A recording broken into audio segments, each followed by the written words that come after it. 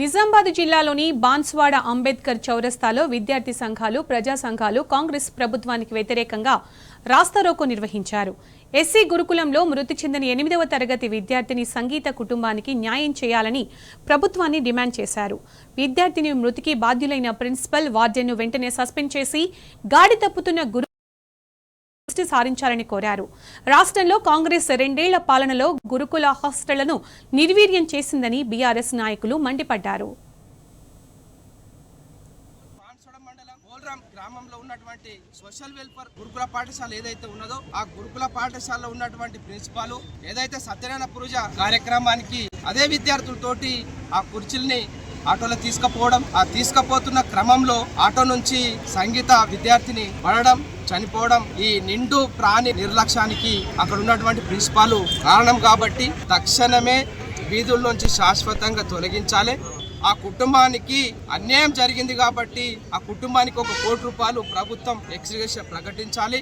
ఒక ప్రభుత్వ ఉద్యోగం కూడా ఆ కుటుంబానికి ఇవ్వాల్సిన అవసరం ఉంది అని చెప్పేసి మేము బీఆర్ఎస్ విద్యార్థి సంఘం ఆధ్వర్యంలో డిమాండ్ చేస్తూ ఉన్నాం. నిన్న జరిగిన గురుకుల పాఠశాలలో 600 మంది విద్యార్థులు ఉంటారు. ఆటోలో 2 అమ్మాయిలు ఒక్కొక్కరు పడుకుంటూ పోతే లాస్ట్ చివరి అమ్మాయి పడి చనిపోవడం జరిగింది. జాతీయ జెండా ఎక్స్ప్రెస్ సమయంలో ఇది జరగడం బాధాకరం. అక్కడ ఉన్న ప్రిన్సిపాల్ గారు కానీ స్టాఫ్ కానీ నిర్లక్ష్యం వల్లనే ప్రాణం పోయింది. మీ సీఎం గారు వారానికి ఒకసారి పడుకోవాలని చెప్పడం జరిగింది. అయినా నిర్లక్ష్యం ఇప్పటికీ 3 సార్లు జరిగింది. ఆ గురుకుల పాఠశాలలో ఆమె వెంటనే రిమూవ్ చేయాలి. అక్కడ ఉన్న ఆమెకు సస్పెండ్ చేయాలి. ఈ విద్యార్థినికి ఎక్స్రేయా ప్రకటించాలి. వాళ్ళ కుటుంబానికి ఆదుకోవాలి.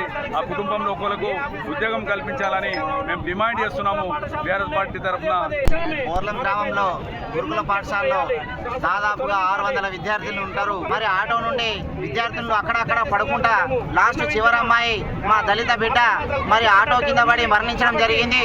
మరి అలా ఎందుకు జరిగింది? దీనికి ఎవరు బాధ్యులు? ఇక్కడ ఉన్న ప్రిన్సిపల్ గారు బాధ్యత వహించాలి. మరి ఇలాగే జరుగుతూ ఉంటే మరి మీ గవర్నమెంట్ ఏం చేస్తుంది? మరి ఇక్కడ మా విద్యార్థులకు రక్షణ ఎవరు?